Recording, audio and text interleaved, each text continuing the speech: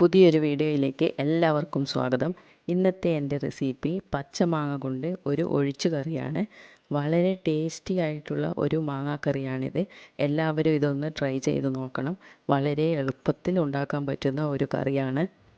ഇതിന് വേണ്ടുന്ന ഇൻഗ്രീഡിയൻസ്: നല്ല പുളിയുള്ള പച്ചമാങ്ങ 1, സവാള 1 ചെറുത്, പച്ചമുളക് 2 എണ്ണം, മുളക് പൊടി 1 ടീസ്പൂൺ, മഞ്ഞൾപ്പൊടി 1/4 ടീസ്പൂൺ, ഇഞ്ചി ഒരു ചെറിയ കഷ്ണം, വെളുത്തുള്ളി 2-3 അല്ലി. ഇഞ്ചി വെളുത്തുള്ളി ഒന്ന് ചതച്ചെടുക്കുക. പിന്നെ ഗ്രേവിക്ക് വേണ്ടി 1/2 കപ്പ് തേങ്ങ, ജീരകം 1/2 ടീസ്പൂൺ, സവാള 1 കഷ്ണം അല്ലെങ്കിൽ കുഞ്ഞുള്ളി 2-3 എണ്ണം, 2 ഉണക്കമുളകും. പിന്നെ കടുക് താളിക്കാനായി വെളിച്ചെണ്ണ, കടുക്, കറിവേപ്പില, 1 നുള്ള് ഉലുവ, 2 ഉണക്കമുളക്.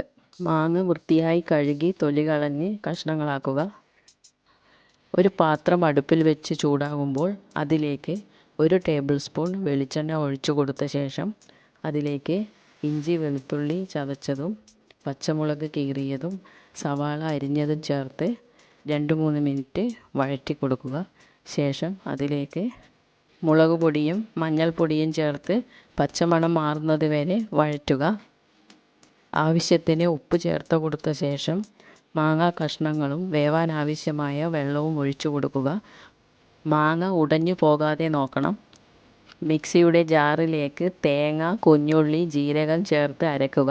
തേങ്ങ നന്നായി അരയാൻ വേണ്ടി 2 ഉണക്കമുളക് കൂടി ഇവിടെ ചേർത്ത് കൊടുക്കുന്നുണ്ട്.